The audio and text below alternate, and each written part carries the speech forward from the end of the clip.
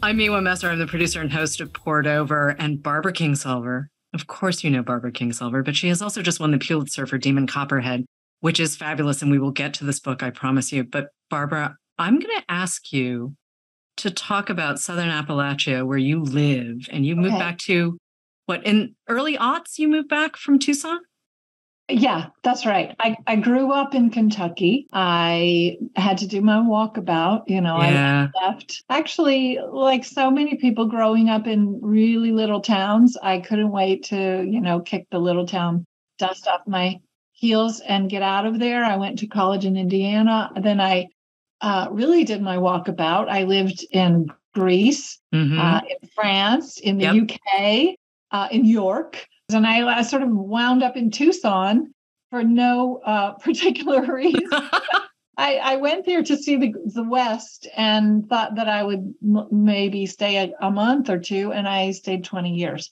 Right. So the whole time I was out West, I learned a lot. I really feel like I became a grown-up there. I made, wonderful friends and sort of came of age, but it never felt like home. I always wanted to get back to this place where I live. So I actually started coming back started coming back in the summers in the 90s. And then finally we made the full-time move in 2004. This is the place. This is the right place for me. It's home. I have to admit, I'm a huge fan of Animal Vegetable Miracle as well. Thank you. And I love the idea. Are you still growing all of the tomatoes that no one else stocks? And are you still growing your sweet potatoes that you did? I wish I could turn the camera up the window and up the hill. I just put in this week 40 tomato plants. And that's exciting. Every year, our kids are grown now, so we don't have the free labor.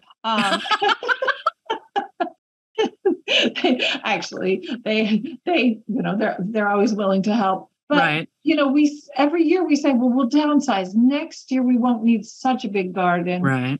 There we go. Because we have to have, the Principi Borgheses, and we have to have the green zebras. And so, I sort of whittle it down to this is what we have to have. And it's 40 plants. So, we still grow a really good sized garden. And we feed ourselves, the family, the neighborhood. It's how it's how we like to live. Part of why I asked you to start with where you are in the sort of the Southern Appalachians is because there's so much love in your voice when you talk about this community, and there's so much pride. And I love how you are part of the community, and you talk about it like, this is my return and this is my home. And this is because Demon Copperhead is hard. You're writing about the opioid crisis, but you're doing it in a way, Demon's voice. I read a lot of fiction, but I got to tell you, it's going to be a really long time before I shake that kid's voice. He is so good and so real and funny and smart and all of these things. When did you get his voice? It kind of arrived all of a piece, but it took us time. I spent more than 2 years trying to figure out how to get into this story, because I wanted to write about this place, Appalachia. I wanted to write about the opioid epidemic and the kids who have been orphaned by this crisis, and how that's really changed our whole community, our schools, everything. People have ideas about addicts and personal weakness and stuff. And they also have ideas about Appalachia. And I really wanted to get past those stereotypes. I really wanted to write the great Appalachian novel. And I didn't know how to do it. And then I had this, I've told this story a lot of times. I had this sort of surprising, ethereal conversation with Charles Dickens while I was staying the night in his house, thinking he wasn't there, but he was. And he told me, look, orphans, it's a structural poverty, kids thrown away by society. You think this can't be done? Give me a break. Right. You think people won't read it? Come on. They will read it, but you let the kid tell the story. And that very night, when I had the idea that I would write my own David Copperfield, his name came to me, Copperhead, Yeah. I saw this red-haired kid, sort of coarse, I saw him immediately as Melungeon, dark-skinned, green-eyed, red hair, a kid, somebody that, you look at and look at again, sort of arresting looking, tough kid, my demon Copperhead, my David Copperfield. And he just started talking. I got him in my ear. He was really angry. Actually, that night, when I started laying it out and seeing how the kid would tell the story, and it would be the story of this kid, I understood that his voice would be that narrative engine that would get people into this difficult story, and it would get them through to the other side. It needed to be first person just to give readers that assurance that he's going to make it, because he's telling you this story. I personally hate to read about children in jeopardy. If it looks to me like a child is going to die in a novel, I can't bear it, and I will page ahead to see how it comes out. So I thought this is going to be a hard read for people like me, for the tender hearts. But I want to give you that promise. This is a survivor's tale. He's telling you the story from the other side of it, starting with, I got myself born and all of these things happened to me, but here I am. I'm still here. So yeah, all of those things sort of came to me at once, that it needed to be first person. It needed to be entirely sort of his understanding of the world, limited to his vision. And that he needed to be just really loaded with righteous anger and a good sense of humor about himself and his situation. A lot of irony. He's a much more angry and ironic character than David Copperfield. Yeah. I mean, times have changed. David Copperfield, he's a smart cookie, but he's also pretty wide-eyed. Mommy has a new boyfriend. I hope he will be nice. And it's like, nope.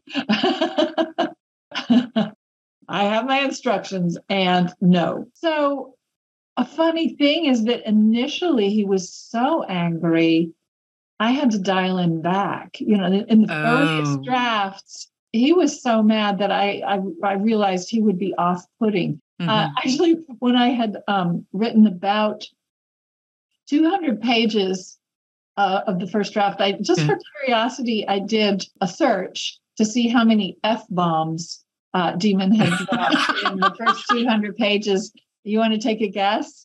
800, 900? It was 175. Okay.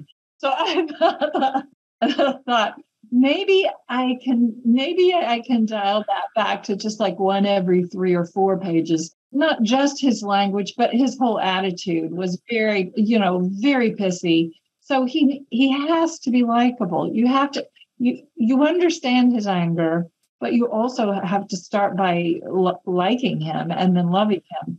So that was, through many drafts, I kind of manipulated you, the reader, into a sort of soft pedaled his anger in the beginning and then brought it in little by little as you understand his situation better. And as you understand that no adult in his life is showing up for him, you will accept that he's seriously pissed off at all adults and at the condition of childhood, which he says is a really terrible thing to be, a kid. And we meet him when he's 9 or 10. He's little. He's really little when he starts telling his story. And you give him this height and girth and size that makes his life more complicated because people are thinking he's older than he is. And sort of weighing that, like, of course, this kid is not going to trust anyone. Of course, this kid is seeing, the misogyny it's present. It is absolutely present. But you do give him some lifelines. I have to say, I liked his grandmother quite a lot. I thought Betsy was great.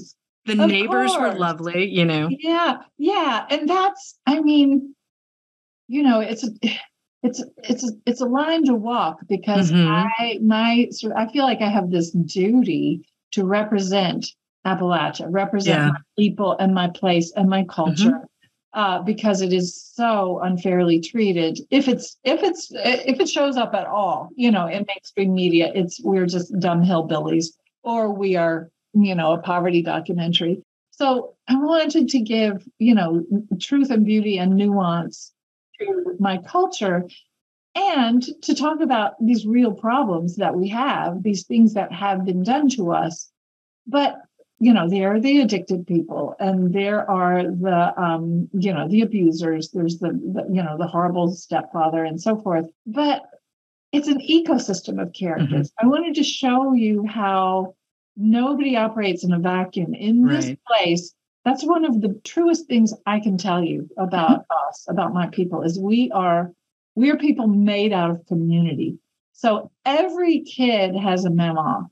And he even talks about that when he's little. He thinks that his next door neighbor's memo is his memo, because he says everybody gets a memo, right? And because, his father's dead and his mother is a foster care orphan, he just kind of thinks it's a standard issue. Everybody gets a memo. So he adopts himself to the memo next door. And that is so true about this place. If you were here, I could walk down my road with you and say, there's the memo who's raising her grandkids and also looking after the kids next door. And there are these wonderful sort of extended families of neighbors.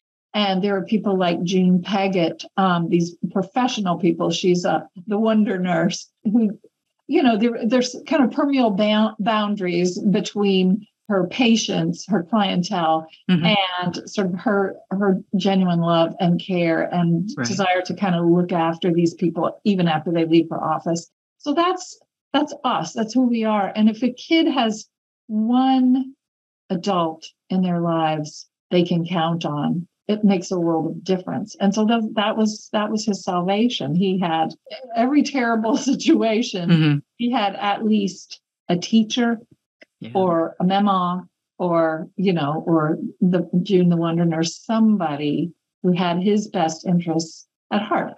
His problem is he didn't really believe he deserved very much. So he pushes these people away in all kinds of ways, as kids do.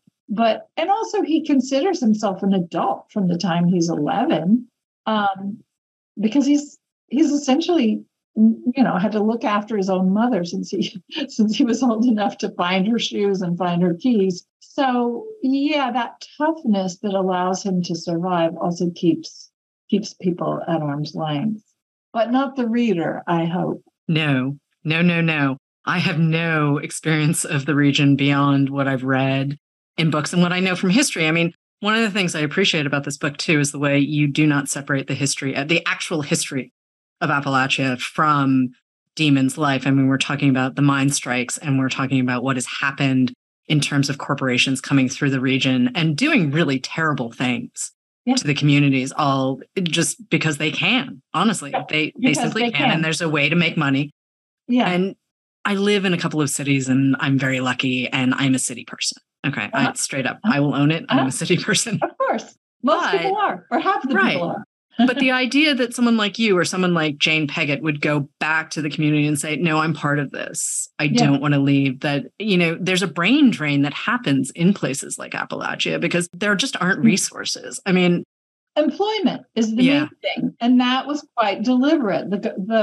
Mainly the coal companies, that really sort of put a fence around this whole region. The coal companies came in historically, bought the land, bought the city halls, bought the schools. They controlled everything, and they quite deliberately kept out all other industries. So they had this workforce. It's very much like if you look at how imperialist governments treat, their colonies in Africa or, in Asia, it's exactly the same. It's just the same strategy. You come in, you suppress education, you make sure that there is no competing employment, and then you've got this labor force. That's what has been done to us. And it's so interesting that people don't understand that Appalachia is like an internal colony of the U.S. Why isn't there any employment here? Why does everybody have to leave? It's not because we're lazy and stupid.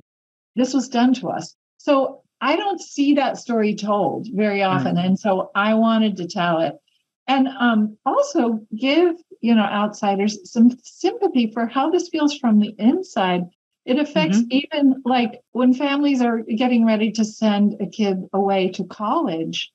It's a very mixed feeling. Right. There's a lot of sadness because there's almost a certainty that they won't be back. So the family is losing, their precious kids. And Demon, talks about that in no uncertain terms. His friend Angus is going to college. It's like, well, lost her.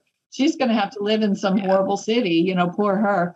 It's hard if you're not from here to understand how that we all have that sort of torn feeling of loyalty to home and longing for something else, which I had growing up. I had to leave in order to understand how much I need this place. And I think, everybody here experiences it. Yeah, I also just want to call out the Pulitzer citation for a second, because it is a prize that is given to an American writer, preferably writing about an American topic. And I think that's so important to raise. I mean, certainly it's nice to see Pulitzer Prize winner next to your name, but the idea too that this is a story that belongs to all of us. And, you're talking about shame, and you're talking about grief, and you're talking about hunger. I mean, the poverty that runs through this book. And half the time this kid is so hungry he can't see straight. And like, we are a country that ostensibly is doing quite well and throws away so much food. Yeah. And here's a kid who is actively starving. And I mean, it's here. This is a novel about class in America. Yep. And class is not something people talk about in America. Nope. But I think about it a lot, partly because, I grew up sort of very aware of class. The, miners at that time were one of the best unionized workforces in the country. So, when you grow up in coal country, or when you did, a few generations ago, you had this clear understanding of labor and capital, who has the power and who doesn't, unless your organized labor is your power. A lot of the prejudice, a lot of the bigotry against Appalachia is classism. Yeah. We've become very sort of awakened, I'll say, to our bigotries, and we're careful about how we talk about other, minorities and other oppressed people. And still, liberals say the awfulest things about my people. And how stupid we are. And backwards. And I mean, you can't even watch, the comedy channel for 15 minutes before you hear a Kentucky joke about, the girl I used to date, but she was lying through her tooth. It makes us so mad. As Demon says, we can hear you. Do you think we don't even have cable? When I analyze this, I think it's about class. I think we pretend we're a classless society. So we're allowed to make these aspersions because there is no class, but there is. So yeah, this is a very American book, and I think I write really American books. Yes, ma'am. It's always surprised me that they're translated, everywhere, like, in Serbian and Turkish and Japanese and Chinese. And in the early days, when actually one of the first translations of my first novel was into Japanese, and I asked my agent, why did Japanese people want to read this book that's about, a girl in Kentucky? And she said, the rest of the world is very interested in Americans. Yeah, and that's so, exactly it. Okay. Yeah, we export a lot of culture. And so I'm doing my part to export something that I think is pretty authentic. Yeah, I also want to shout out a piece that ran in The Nation. It was part of the Youth Communication Project, and a young woman, she grew up in Appalachia, and she's saying, well, finally someone gets it. Like, someone understands that I have seen people die, and I've lost people in my family, and, my parents have had issues with addiction and everything else. But she's like, now I finally feel seen. And she's a college student studying ecology and environmental biology, much like you did. I need to read this. Yeah, it's this was about Demon Copperhead. It is absolutely about Demon Copperhead. I'll tell you what, I'll send it to you because you would love this piece. And it's just the idea that these kids, right? I mean, we talk about resilience in children. We talk about in all kinds of communities across America, right? Like, look at how resilient these children are. They have horrible situations, and isn't this great? And part of me is just saying, well, yeah, but at the same time, can't we just start changing systems so children can be less resilient? Like, isn't that something that we should be thinking as the grownups in the room, right? Shouldn't we be thinking about how we make it better for these tiny people that we are responsible for, even if they are not genetically our tiny people? Like, aren't we as the adults, aren't we supposed to be responsible for the tiny people? They are supposed to be our future. Right. They are our future.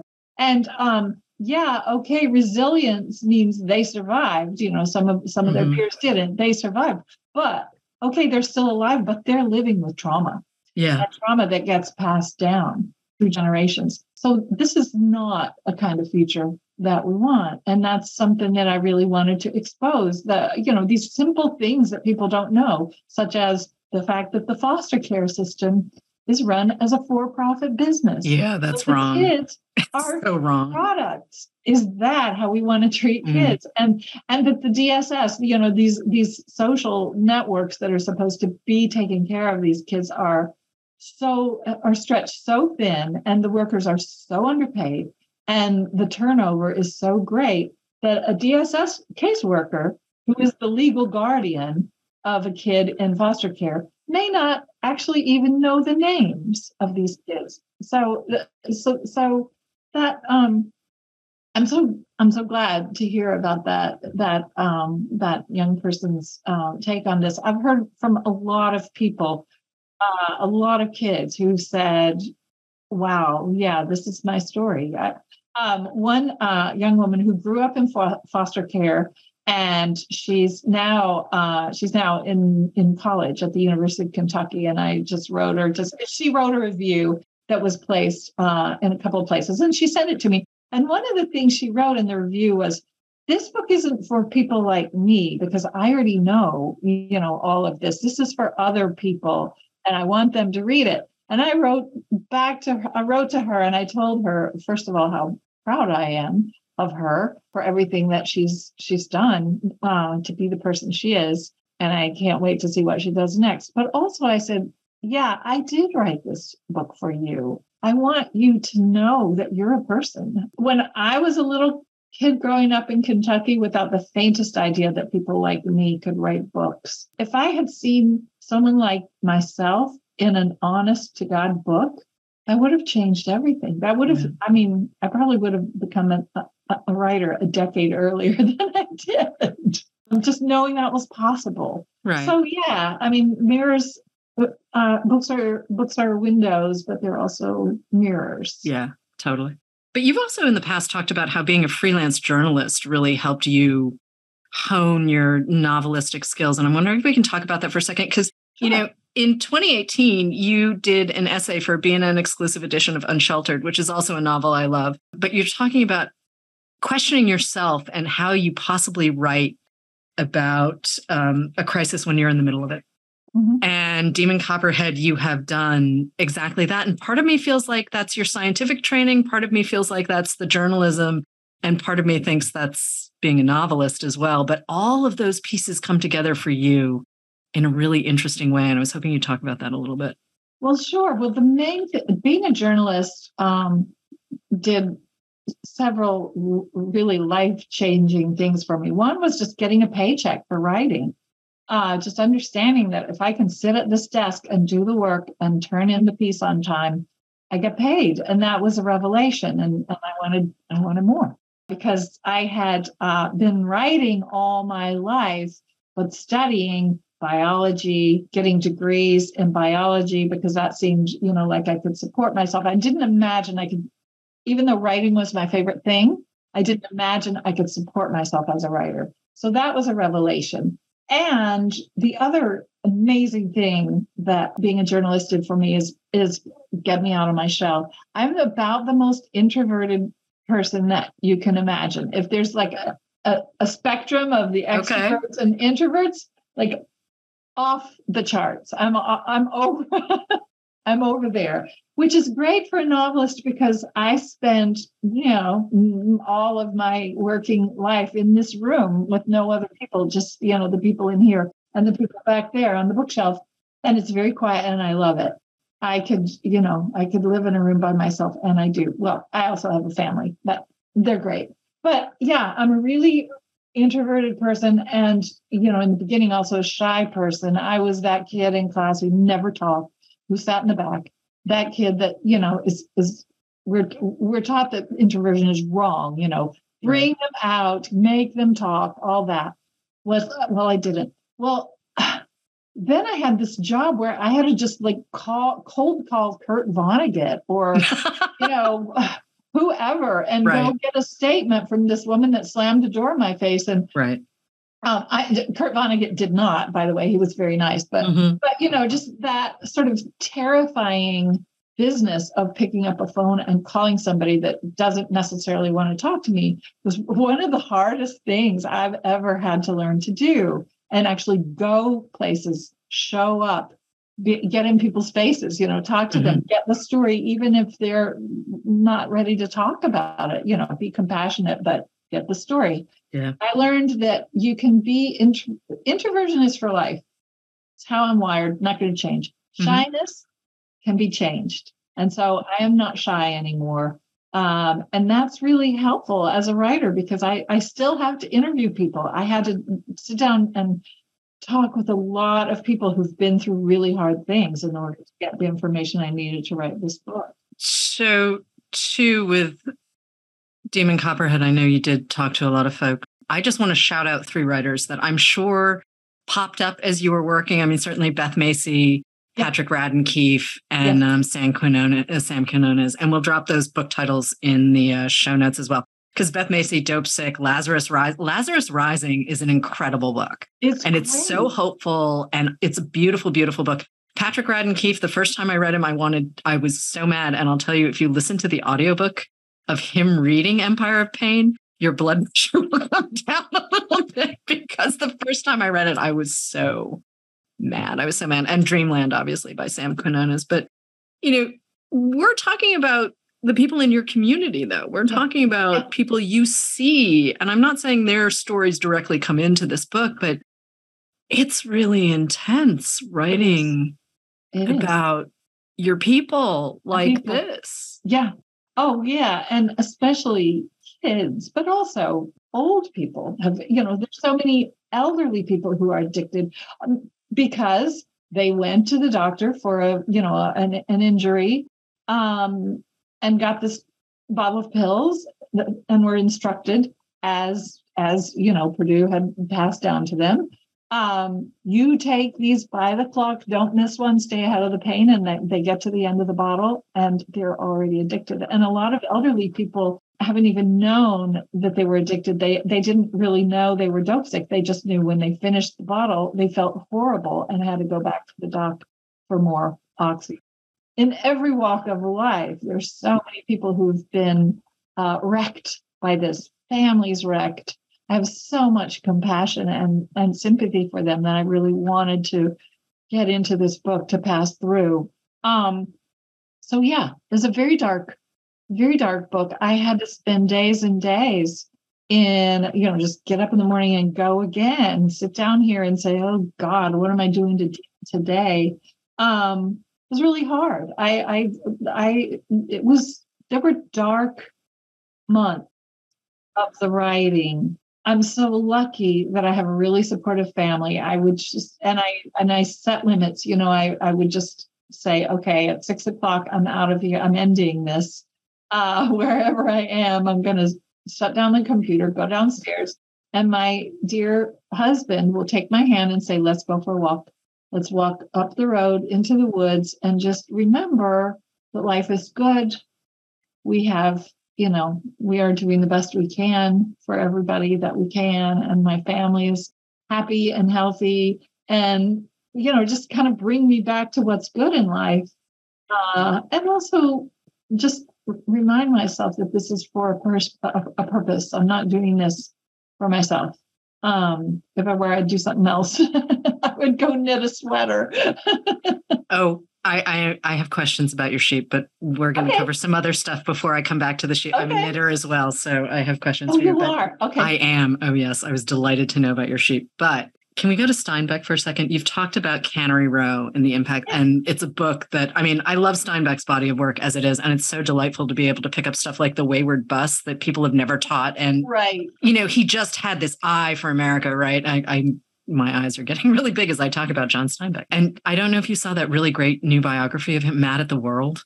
It came out in 20. I love the title. If you have a chance, it's really worth it. It's so good. But I mean, Steinbeck was doing a lot of what you were doing, right? Like East of Eden is a California story. Like, I love that book. It's the great California novel. Right? It so is. And there are a couple of characters in there that will just always keep surprising you. But I feel like you're sort of in this direct lineage, right, from Steinbeck with what you're doing and just saying, hey, listen, we need to look at what's happening here. We need to look at what we're doing to ourselves, to our communities. And I'm going to be a little funny while I do it. And I'm going to be a little mad while I do it. But I am going to tell you a story because art is the way to get heard, right? Yeah. But Cannery Row is a book that doesn't often... Like it's a little higher than, say, Wayward Bus, right? Like people who are like, Wayward Bus, what? It's not part of the most respected canon. It's not necessarily taught. Right? It's not Grapes of Wrath. Right. So I want to bring, because honestly, it's sort of central Northern California. It is not Los Angeles. Right. But I want to talk about the impact that kind of storytelling had on you, because I really like this story. Well, that particular book had a profound effect on me. It sort of turned me into a writer, just like that. Because part of our culture, for better and for worse, is this culture of modesty. You do not put yourself above other people. The tall weed gets cut. It's very Appalachian. Modesty is like just baked into us. The worst thing I heard people say when I was growing up about a woman is she's parading herself around. So you do not want to parade yourself around, which rings in my ears when I'm on book tour, by the way. Because what is that but parading yourself around? So it's just like you just grow up with these rules that are in your DNA. Right. And, that's part of why I just love to write. I always was writing poems and making up stories and keeping them, very secret. And part of it was that I thought, well, I'm an ordinary person. Regular people don't write books. And all the people that I know are ordinary people. They're not fancy. They're not famous. They're not, high and mighty. I don't know any people like that. Right. So what would I write about ever? So I guess maybe when I was late teens when I read Cannery Row. And I just loved it. I don't even know where I found it. The library. I found everything at the library. And I just was loving all these people, even though, they're in California, but they could have been my neighbors. It was the same kind of little community of ordinary people who do these goofy things like, I know, we'll go catch frogs. And there's one chapter in there that's told from the point of view of a groundhog. Oh, yes, there is.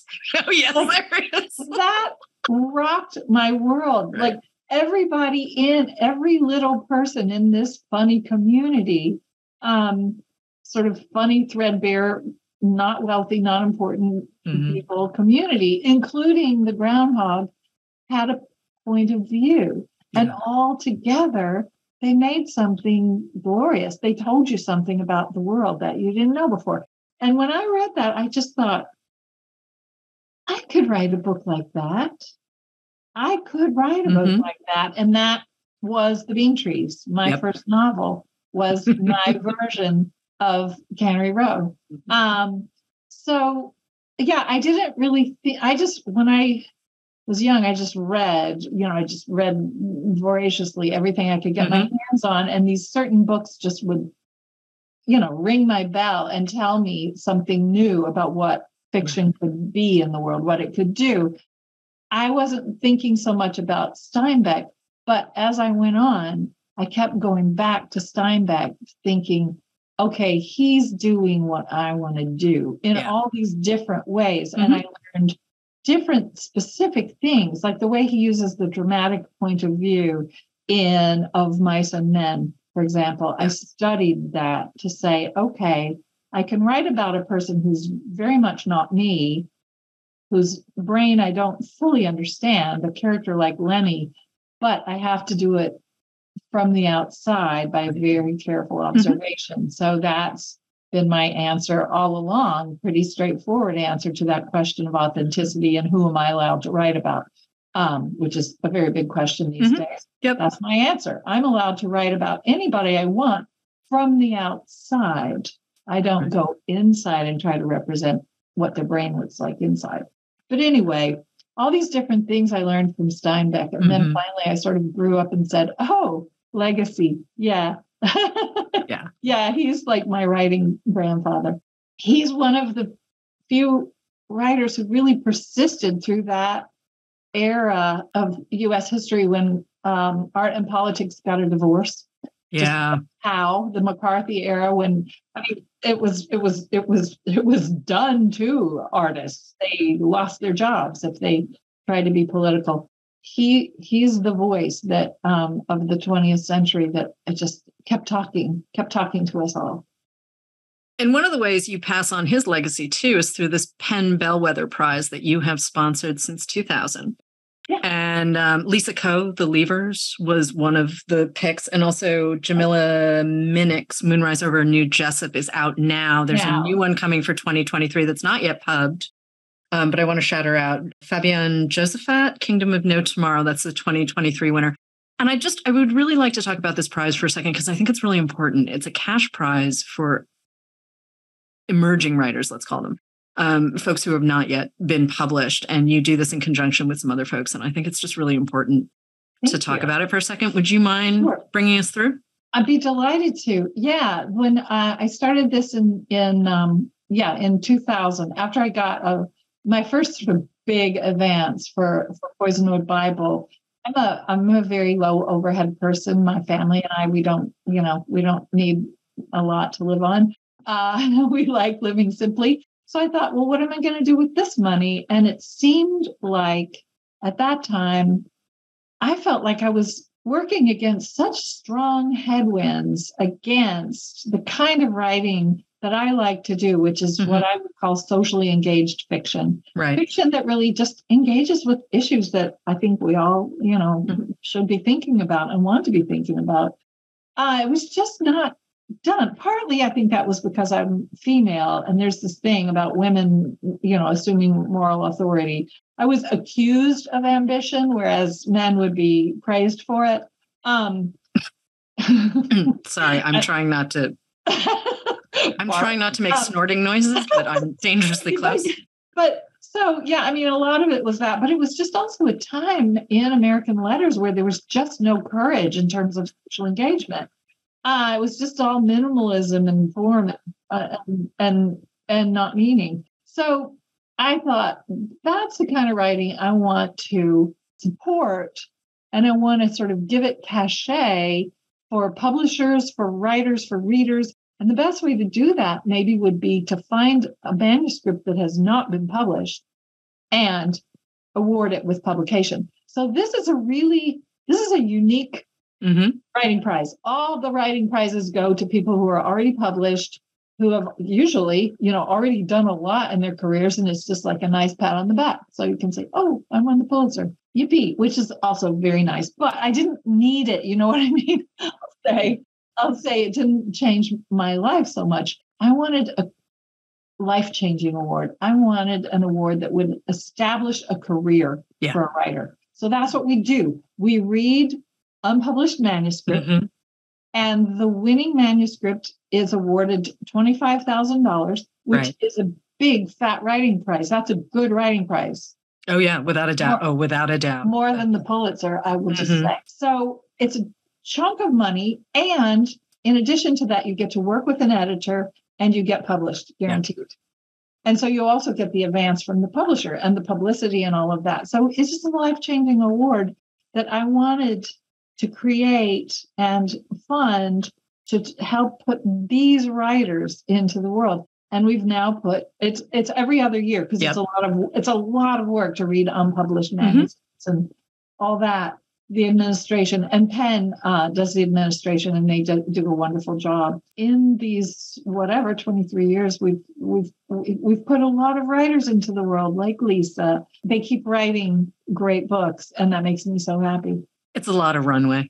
It's a lot of runway, and it's a good runway. And, part of why I raise it, one, is any excuse to talk about books. Hi. But also, it's part of the literary community, right? It's like what we're supposed to do. We're supposed to hold the door open for other people. And, art is political. Okay. Books are like, art is political. You have a point of view.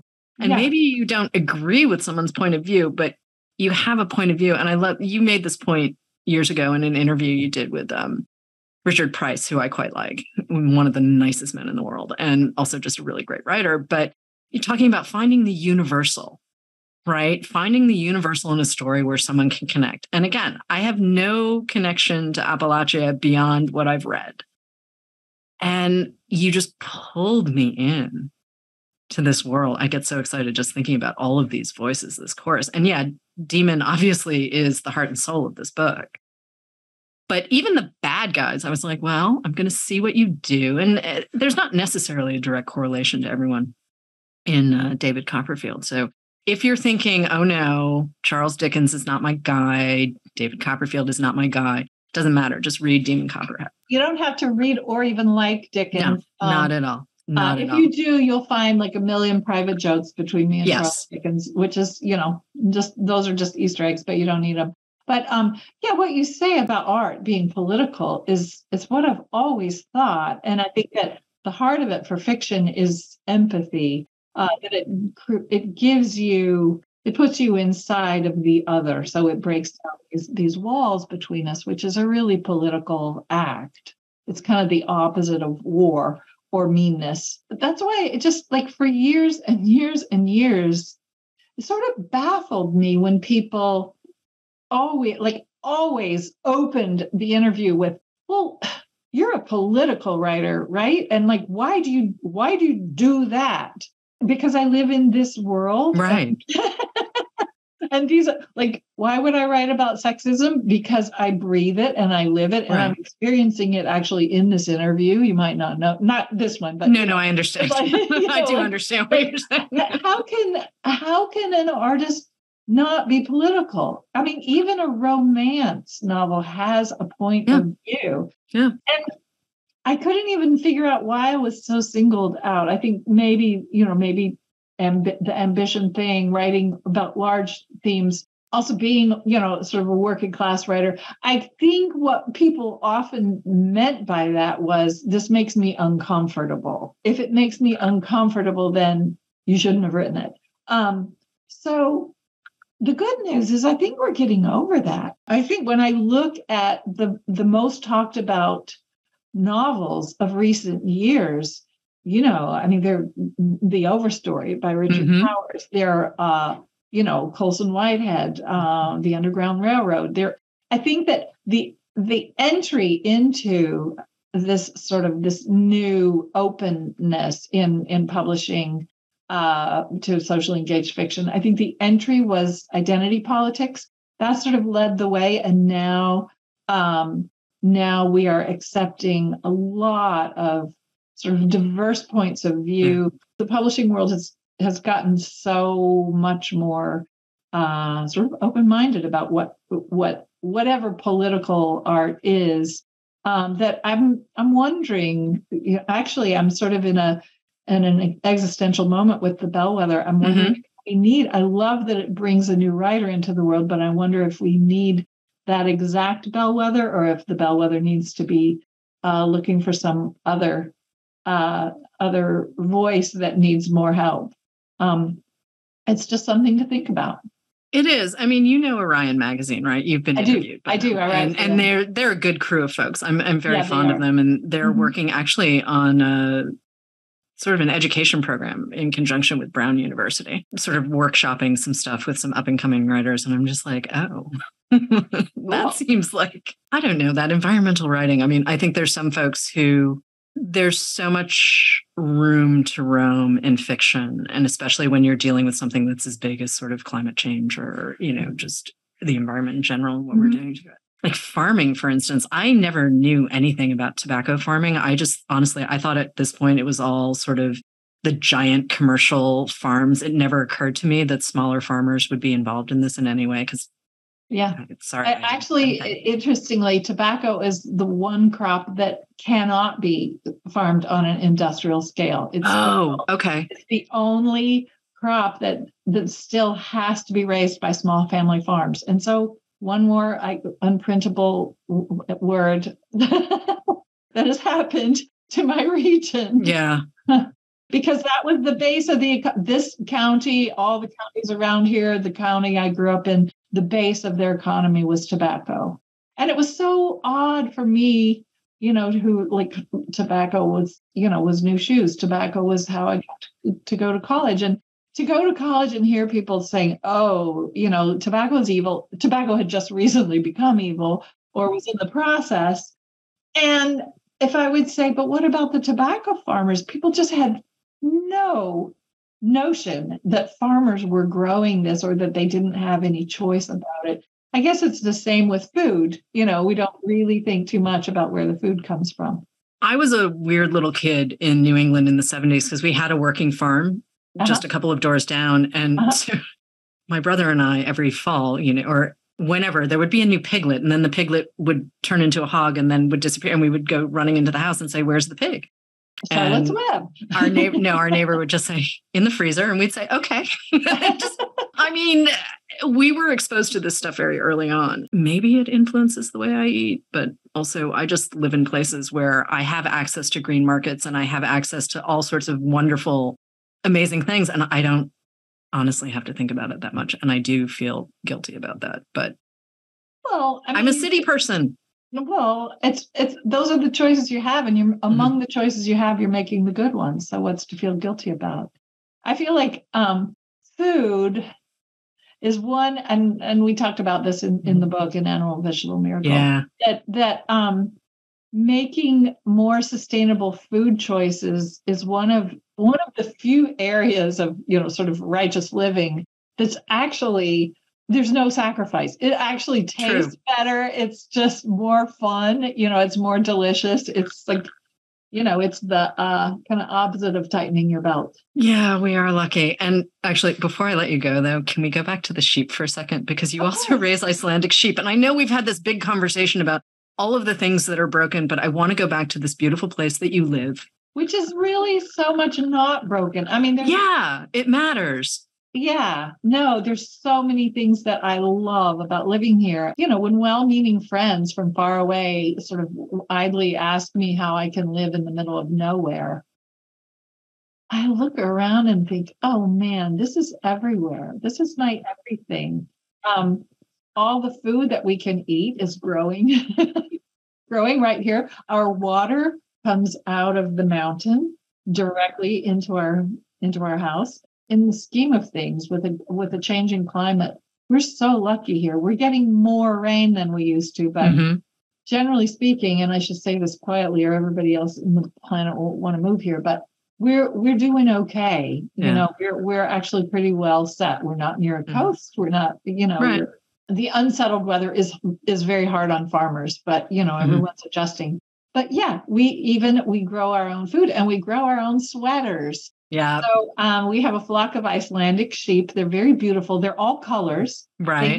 They have horns. Yep. They are white, black, brown, spotted. Wait. I did not know you can have spotted Icelandic sheep. I knew they had a variety of colors, and they also have that crazy long wool. But how many head of sheep do you have in a flock?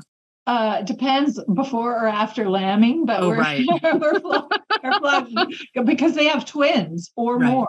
Oh, so I didn't know they could do that. A flock of 20 goes to, a flock of 40 in the space of a month. But the stable flock is about 20. Wow. They are good to eat. We say they're going to freezer camp. Yeah, But they exist in the world to grow wool and to be eaten. That's right. If they didn't have that purpose, their lives would never have happened.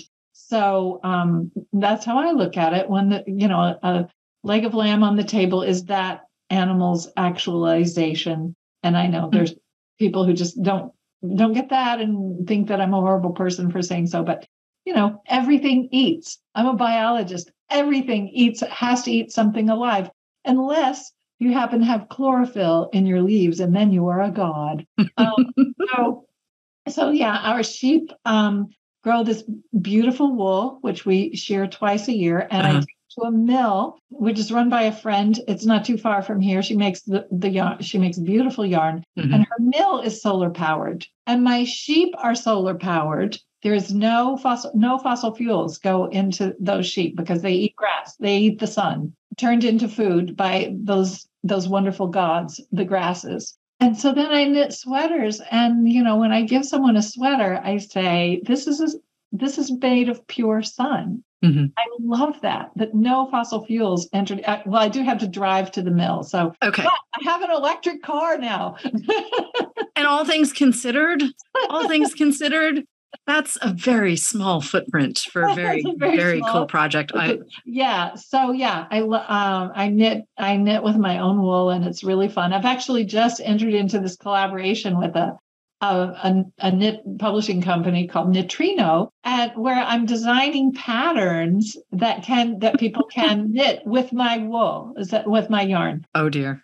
I say, oh dear, as someone who has multiple projects going at the moment. Yeah, well, so do I. You know how it goes. I mean, the thing is, I love books and I love words and I love writers, but sometimes you need a thing that isn't that. You need just to be able to play with wool. That's so interesting you say that, because I feel like knitting is one of the most important things it does for me is it quiets the words. Because I have, I don't know, a word, it's like a word gumball machine somewhere in my head that just keeps spitting them out. They just keep coming. And sometimes I just need the words to shut up. And knitting does that for me. Yep. Just the words go, because it's nonverbal, it's mathematical, or it's something, it's textural. And I just love getting the needles and getting the wool in my hands and just feeling my blood pressure relax, and just the whole thing. And then plus I'm the kind of person whose recreation needs to end with a product. I respect. I'm just a maker, Yep. I'm just like, I guess I'm sort of goal oriented. I just can't, when I see people, adults going to get to video games, for like hours on end, I just think, I guess I don't know, it's a different kind of brain. I need a product at the end of all that work. I need something to show for it. So a pair of gloves. There's so much you can do. But also part of why I wanted to play with your homesteading piece is not just because, have I dreamt of having sheep? Yes, I have, but I don't think it's ever going to happen. But that said, it's important to remember where this book is grounded. I know Demon Copperhead is going to be a very intense reading experience for a lot of people, but to know that it comes out of a really big-hearted love for a place and a community and a pride in that community. And even though the community's put through horrible, horrible, horrible things, many of which are out of its control. And the question is, where do we go next? And there's so much beauty in this book for all of the difficulty. And there's some terrible things that happen, but there's a lot of beauty in this book. And I just really want people to understand where it's grounded and where it's coming from. Well, thank you for that. And what can be done? Because I mean, I think what can come out of the love I put into this book is a kind of love and compassion for a category of people that maybe haven't been seen enough and haven't been thought about enough. And plenty can be done for them. Beth Macy's newer book, Raising Lazarus. Yep. It's a great place to begin. If you've found some compassion in your heart for the addicted people, then from there you can learn about how important it is that we put resources into the programs that meet addicted people where they are. Yeah. There's not prison. To understand, incarceration does not cure addiction. Police don't cure addiction. Medicine and supportive programs cure addiction. And people will only get that kind of help if you start by giving them clean needles and fentanyl test strips and things that keep them alive until they can get to a life-saving kind of treatment. Harm reduction matters. It works. I mean, we have evidence that harm reduction works. Exactly. And I was so glad on my tour. I don't, when I toured the US for Demon Copperhead, I don't ever accept speaking fees because I don't want to be a professional speaker because of see the above about introversion. I don't ever want that to be my job. But sometimes on tour, I get put into a schedule of a lecture series or something for which there is an honorarium, sometimes a very large honorarium. So whenever that happened on this tour, well, always whenever it happens, I try to donate it to some local project that sort of connects with the theme of the book or with the issues of the book. This time, I found several opportunities to donate that honorarium to local harm reduction centers. So one in Denver in particular. So that made me happy. Parading herself around could amount to something useful. Please keep parading yourself around. I mean, as long as I've been a bookseller, you've been Barbara Kingsolver. So I would very much like it if you continue to do what you're doing. Well, that's really the other thing. I mean, I know it's really helpful for the booksellers, and I care so much about booksellers. I know. We need you very much. So thanks to all the booksellers out there who are doing mission work. I appreciate you, and I appreciate you, and wouldn't have the career that I have without booksellers. And that seems like a really nice place to wrap, doesn't it? The mutual admiration. Oh, absolutely. Barbara Kingsolver, thank you so much for Demon Copperhead, winner of the Pulitzer Prize. I will never get tired of saying that, but seriously, thank you for everything you do for books and writers and booksellers. It's really fun to see you. Thanks. Thank you for your interest. Thank you for listening. Poured Over is a Barnes & Noble production. To help other readers find us, please rate and review the show wherever you listen to podcasts.